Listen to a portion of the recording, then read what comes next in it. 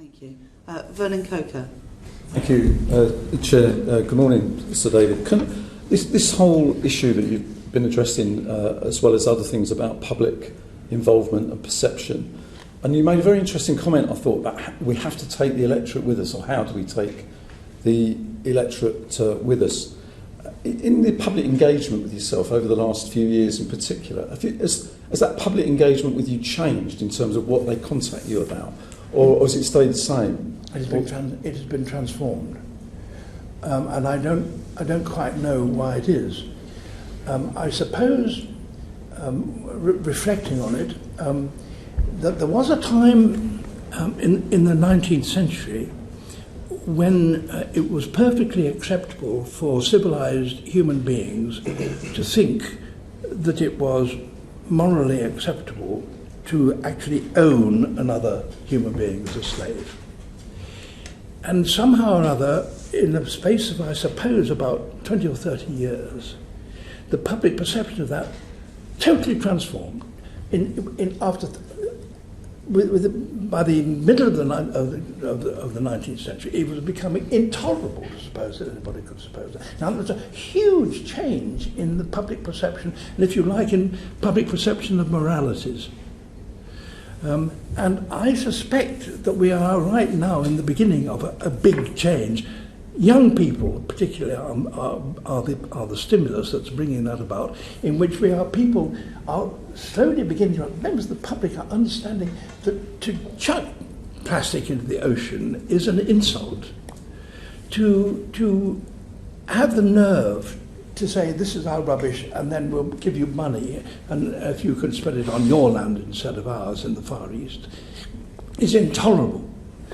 And for some reason or other, young people see that very clearly now. And that's a source of great hope to me. And given that, do you think those young people, say in particular, do you think they have enough opportunity to influence the decision makers and be involved with the decisions that are taken? I mean, you spoke very movingly, didn't you, at the COP24 recently, about decision makers waking up, in a sense, to this. Do you see enough opportunity for people to be involved? Well, I certainly do. I mean, the mere fact that you've invited me here, it means that you are well aware of what the circumstances are and how important it is that you who make our laws should be aware of these things, and that the electorate who vote for you should also be aware and require you to take advantage of these sort of things. Absolutely so. And do you think, Sir David, that we're slow in reacting to that public perception, that public change, or, to be polite, is quickening up or speeding up, or that politicians need to get a move on? Well,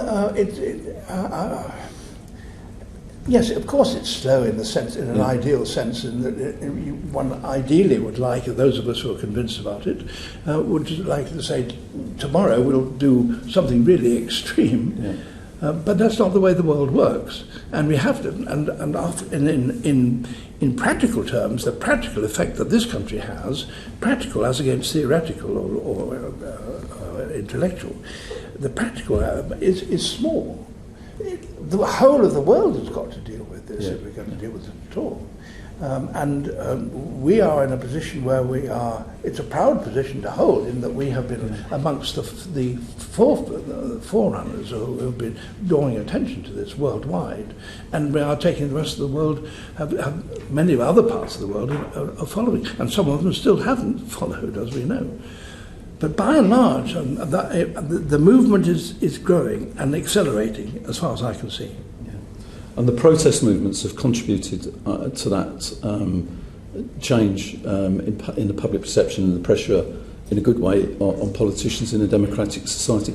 Do you see, trying to think of a way of putting this, do you see this change in mood across the whole of the population, across the whole of the income groups, across the whole of that? You know, the argument that used to, we can't do this because, which is the point I thought you made about taking the electorate with us. If it's a choice between climate and jobs and climate and prosperity, but young people seem to be pushing the idea that maybe we are going to have to put a pause on always expecting an increase in our standard of living and always expecting that.